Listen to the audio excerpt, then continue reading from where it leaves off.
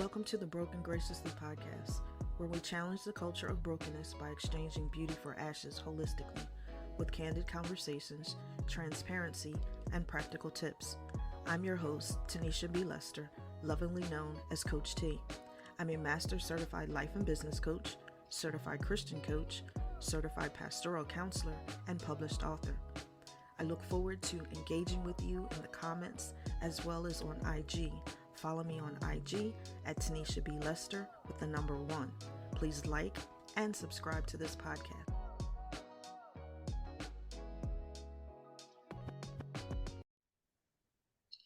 Hey. Welcome back to another episode of Broken Graciously. This is episode 9, season 2. And this season, we have been talking about health. We've talked with different experts. We've talked with different ladies who have themselves gone through some sort of physical health challenge. So today we're bringing back our guest from episode 4, and that is Gatwiri Mwiti. So she is the founder and creative director of Jane and Vogue, a clothing boutique who aims at bettering women's health through fashion. She is also a healthcare professional with over a decade of combined experience in project management, strategic planning, consulting operations, and clinical research. Highly valued in managing multiple projects, leading teams, and operating strategically through performance improvement initiatives. Her passion is creating meaningful initiatives that significantly improve healthcare outcomes in various communities. She is determined to use her expertise and personal experience to advocate the value of self-care and total wellness. So let's welcome back Gatwiri Mwiti. Thank you so much, Tanisha. I'm so glad to be back here again. This is one of those spiritual platforms that just brings life to me and everyone else who's listening. I appreciate it. So today what we're going to do is, last time we talked about the challenges that she faced in kind of sort of not necessarily paying attention to the signs that her body was giving her when she was stressed out, and how that led her into a diagnosis and going through a significant period of health challenges, in which she's on the other side of what she still deals with. So what we wanted to do today was hit on a couple topics regarding what she's gone through. So the first thing, let's talk about what we want to talk about, is what is it like to deal with relapses and having crises, even now after you've come through the period of being paralyzed and, all of that from the waist down and having those type of issues. What is it like for you now to deal with the crises that come up or any setbacks that come up? Actually, that's a really good question. One of the things that, that people don't ever prepare you is chronic condition, chronic pain, or let's say if you had an accident or something that it's gonna, kind of like leave you forever in such a dilapidated, situation. Right. You'll not be able to really understand. And as much as you might go to therapy, intense therapy, and people console you, the relapses are real. And the relapses are what really defines what's your next move. So for me, one thing I actually had to tell myself, with all the knowledge, with all the resources I had through therapy, through, good community, through support system, everything, right? Mm-hmm. I had to do self-efficacy to the point where I had to realize, like, sometimes I really cannot change the landscape of my environment or my situation, but really I can change how I move through the space. That means, like, when I get those relapse and it just comes out of nowhere, right? Let's say right. you might be going somewhere, you're thriving, like maybe in a meeting or somewhere, or hang out with friends, all of a sudden you have a relapse, you cannot walk, you're all for mine, it's different. It gets even interesting because I perspire a lot, and and then I just cannot move. Okay. And it gets to that point where you're like, okay, what do I do? So the good thing nowadays, I have to prep anyone who my surrounding that I hang out with. I let them know, hey, when I go, sometimes I usually have like flare ups. So just just in case, this is what I do. I always have like my my kit that I carry along, and just let people heads up. Just being authentic and honest with what you're going through, I think that's the best way to, let people in. And not everyone is going to accept it. Honestly, not everyone, even family, they might not accept it or even know how to deal with it. Right. And you'll feel like lonely, but really find your tribe. Even if you have to research through Facebook, Instagram, any community that will bring that kind of joy in your life, please reach out. Absolutely. That I think what you said was key. You said two things actually. You said about being open and honest with everyone, right? Because it's important for those that are around you to know what you're dealing with so they're not caught off guard or unaware or don't know what to do for you in a moment that you're flared up and you can't necessarily communicate what you're going through. So it's important to have that open line of communication ahead of time so that, they're aware. And the other thing that you hit on was not everybody is going to want to be bothered, right? Unfortunately, that's just, the climate that we deal with. Some people may look at what you're going through as a burden, and therefore it can lead you to being in a space of feeling isolated and alone. But it's important that no matter what physical or health challenges that you're going through, those that are actually there for you, no matter what the situation is, and that they will have the knowledge, the skill, and the wherewithal to help care for you in that moment if you're out and enjoying yourself and you may have a flare up or a relapse, as it were. I had another question.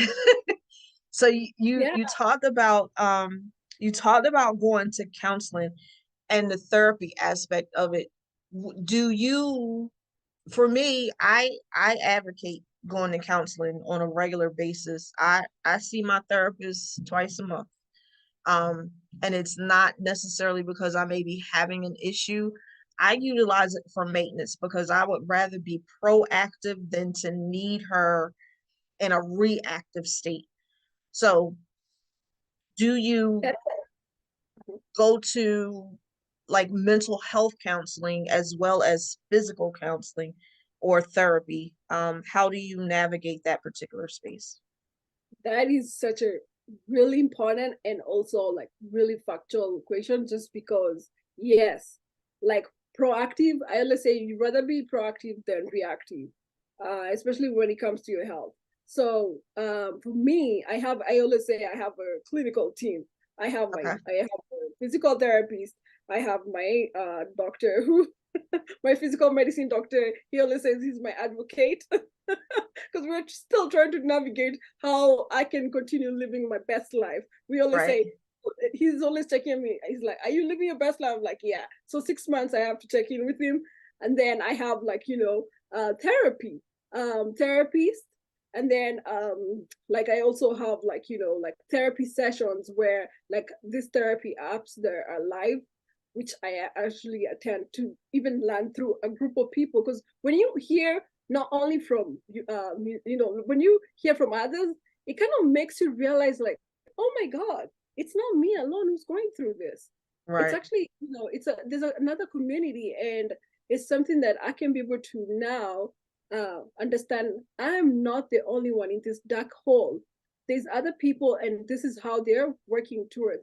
So having that knowledge that there's a community that you can really rely on, it's really essential. And then also another therapy I always say is spiritual therapy. That's one thing people don't talk about.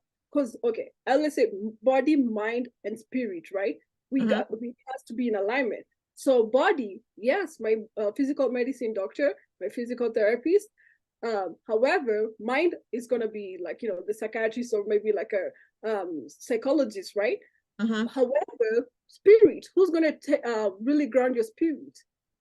That's where you have to really, I always say, for me, what's really helped me is I had to find my spiritual leader. As a person of faith, my faith is Christianity. So I have a spiritual leader who Okay. really grants me. I usually meet with her once a month as well. It's actually a couple, and they kind of grant me and they help me to understand, from the spiritual perspective.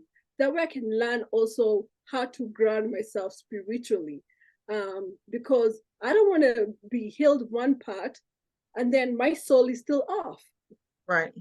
Yeah, so that's one thing I think, one of those elements I think people never talk about. And spirituality, I'm not saying that everyone should be a Christian now. I'm saying like, that's on you, like, whatever God. So you can go through maybe yoga or different groups that really are, safe. We gotta make sure things are safe too. Right. Safe and still are guiding you to a higher purpose that it's really healing you. Absolutely. So here's something I'm kind of curious about. I know you are from another country, and my question was how does your culture play into how you view health? Because we all have different cultures and we all look, from different views. How does your culture play into how you view your health? Oh my God. I think I don't know what to, it's like you had my issue this week. This is the kind of thing that it's a struggle being African, because I'm African. That's the intersection. I'm African. I'm a woman. I'm younger. Like I'm at a childbearing stage, right? Hmm. And like and I'm supposed to, ideally to have a husband, have kids, and we never talk about illness. Illness, any type of sickness, or let's say if you're for example, the type of illness, for example, like, anything that's out of the norm. If it's cancer, it's interesting. People are always like, oh, everyone will come and, they'll embrace you. But when it comes to anything that it's not really um, familiar in their world, Right. you'll be so isolated and you'll be told you need to pray more. Maybe it's one person actually sent me like, oh, maybe it's because of your sins. Right.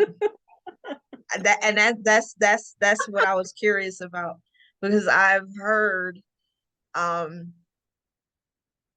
whether it's television or like different documentaries, how in the African culture some things are viewed as, you're being punished or whatever.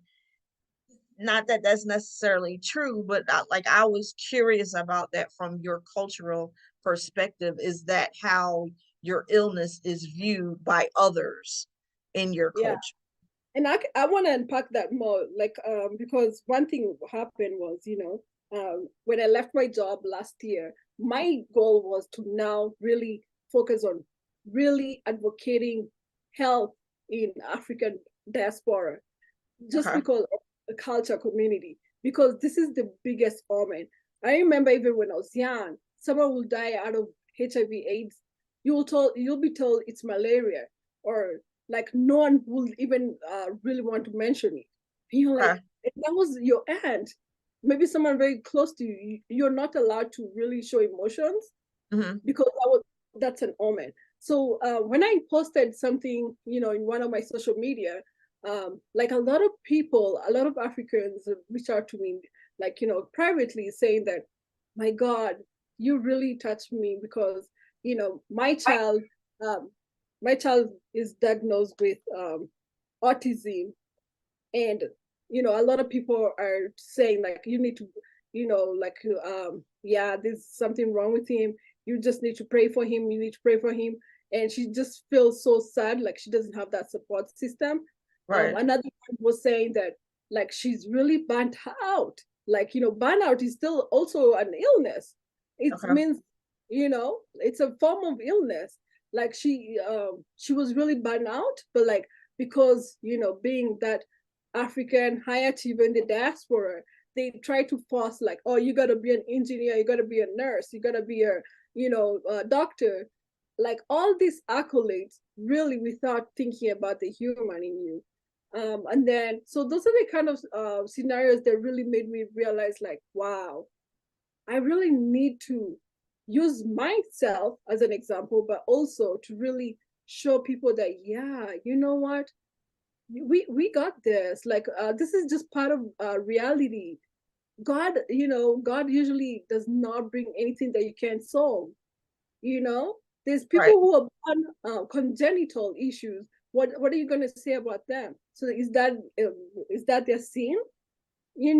So that's one of those conversations. Really, we don't have the answers yet, but we need to continue this dialogue. That way, we can be able to really show people, yeah, there's no shame in getting help. There's no shame in being sick. There's no shame in taking time off and not knowing the next step because you really need to take care of yourself first. There's no shame in that. Okay. Thank you for clearing that up. And giving us a little more context on it. I try to be aware of different cultures and how things are viewed from, your perspective. Because, we just don't view things the same in some areas. My best friend is from the Bahamas, and we talk often about how Americans view different things and the differences in her culture and our culture, even though she's been here for a while. So that's important to always find out, because your culture is what makes you you, even though you kind of in some areas may assimilate to the American culture, you're still fundamentally your culture. Yes. And So actually, yes. And actually, before we move on that one, that's the key thing. We don't want to assimilate to the point where we still lose who we are. that Our, was my next question. How culture. do you how do you maintain your culture without assimilating so much that you lose who you are fundamentally, whether it's in your illness or in your everyday life or in your job? Like, how do you maintain, who Gatwiri is fundamentally? Man, that is like $1 million question. That is still something that I'm actually even like, in school, like, doing more research on that one. But like, to make it short, is you have to, first of all, it's not just the name. A lot of people think like, oh, just because I'm carrying that African name or that, a traditional name, that's still, I'm embracing my culture, but everything else, honestly, is contrary to who they are culturally, right? So Mm-hmm. that the name does not make the culture. The culture is more like, the how you were raised, like, the hierarchy of like things. Right, For the morals, example, the values. Yeah. right, the moral, the values, the principles. For example, in African culture, there's that hierarchy of you have to always respect the leader. The older people. The older people are always right, you Right. know? And now we're seeing most of the older folks, they have some of the narratives that were ingrained with them during that time when it was during colonization.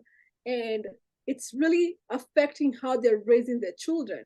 So we're starting to see a lot of cases with people who have mental health issues, Mm-hmm. suicides, and so many other, crises that were not really apparent when we were, back in our countries. And the Mm-hmm. reason why is because um, when they come here, they just expect the child to accept, that culture. But like when the child goes out of, their home, it's American culture. So you have to be able to know, like, that's one of the dialogues I'm starting to have with, African parents, letting them know if we really want to make a difference in our children, we really need to, first of all, sit down and listen to their needs and really what's really affecting them in their ability to navigate this country. Right. First of all, most of the time, as immigrants, you're not, it's not your choice to come here. It's because they're the ones who brought you here, right? Right. They, they, for them, they think, oh, it's for better pastures, but they don't really have any idea about how you're gonna be treated in schools. Like when people are in high school, there's bullying, and that Right. goes even in Americans. Everyone is bullied. There's always bullies everywhere, right? But Right. like you don't know those kind of things, or like drugs and so many other things, or maybe even sexuality, like things that really are very touchy. So they will just want to ingrain you with that African culture. Oh, you just got to follow African culture, African culture. But really, you brought us in this other world where, and this is a saying that says, when you go to Rome, do what the Romans do. Right. So how are we going to do like, everything African while we're still in Rome? Right. Yeah, so that's one thing. An open dialogue is the first step that we're doing, and then we'll be actually having like more conversation with that, and then yeah, just hopefully they can also start seeking therapy. One thing, well, I always endorse is even older people who had generational issues, they still need therapy. That way they can be able to deal with, you know, us younger, millennials or anyone. Um, because if you don't know how to deal with your issues, you're still never going to understand anyone else's issues. Absolutely. Absolutely.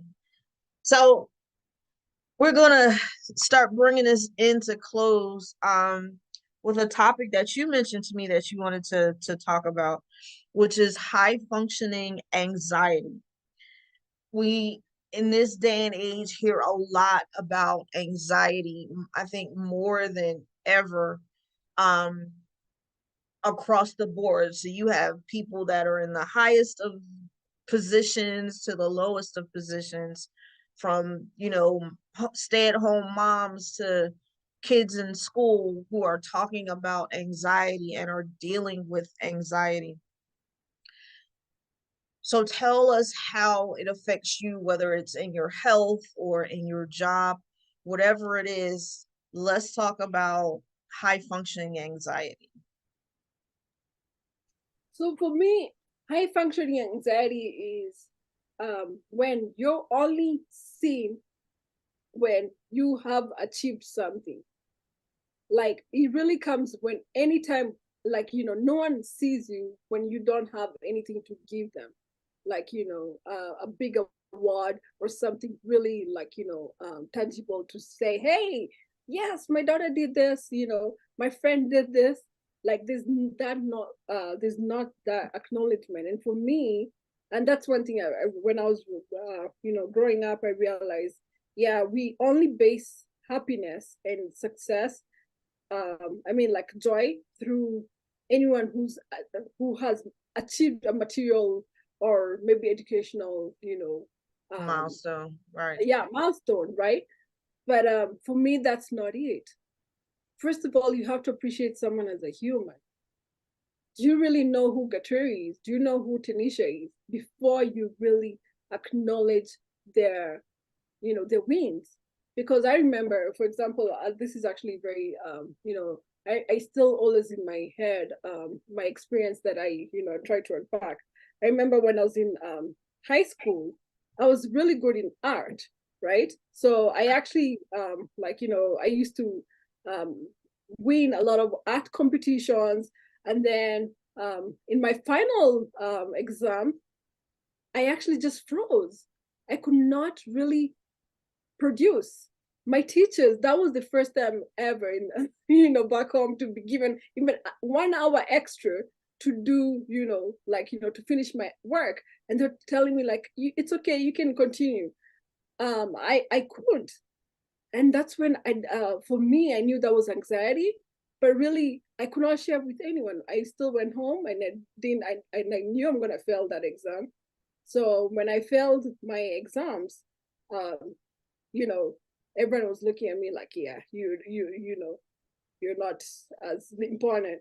Until again, I kind of like picked up myself and then came here and then got to the highest level of schools. Now I'm seeing like all this, oh, everyone wants to be involved and associate with you. But really Right. for me, nowadays I'm like, I'm not doing this for anyone. Really, I'm just doing this to understand how can I learn more and then bring this back to my community, because really we need to break this kind of barriers, because it's never going to take us further. We might look good on the outside, but on the inside, when you tell someone, oh, you're looking fabulous, no, fabulous is inside out. You have to always reach out to them. How are you doing? How's everything going? And then now you can talk about fabulosity. That's why I Right. always say fashion speaks, fashion heals. Okay. Right. That Yeah. that that reminds me of something that I often talk about, which is performance anxiety or performing. Um, we often find ourselves in performance mode or performance orientation, um, to get those accolades, because those are the only times that we're acknowledged, that we're recognized, or we feel seen.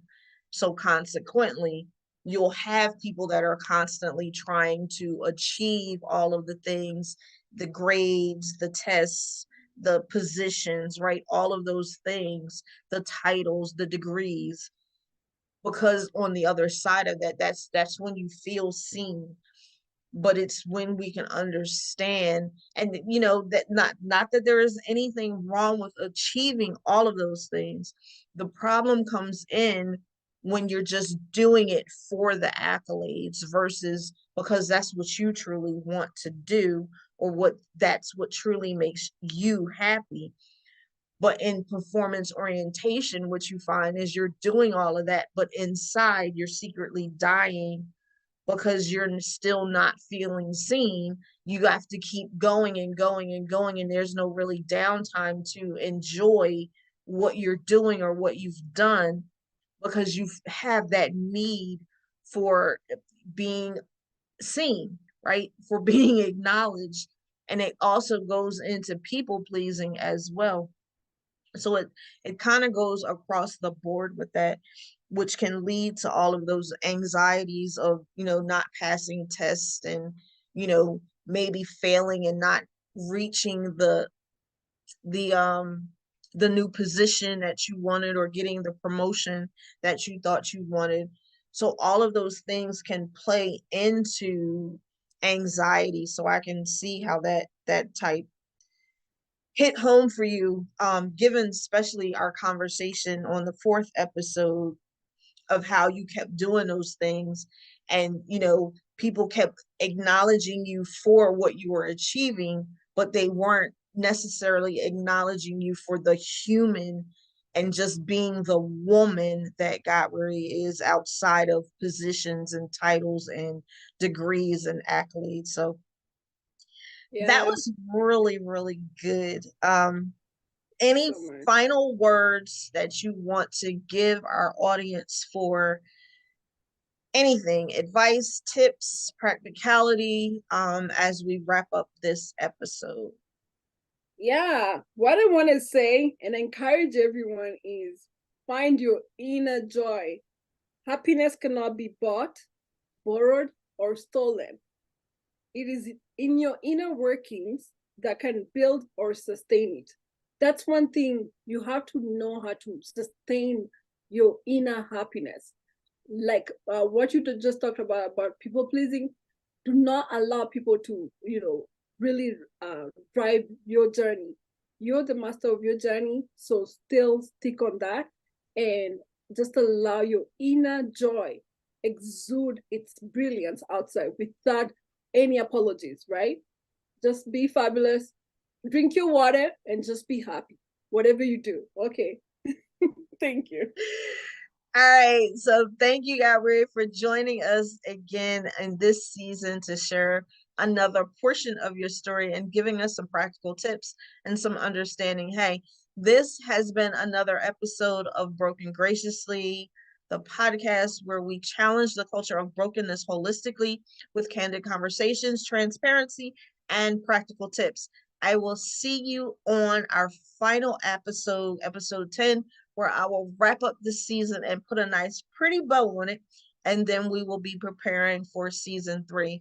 Thanks again, Gatwiri, and we appreciate you coming on.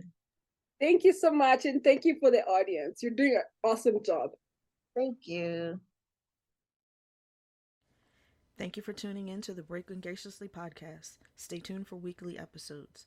Follow me on IG at Tanisha B. Lester and the number 1. Don't forget to like, subscribe, and comment. Blessings.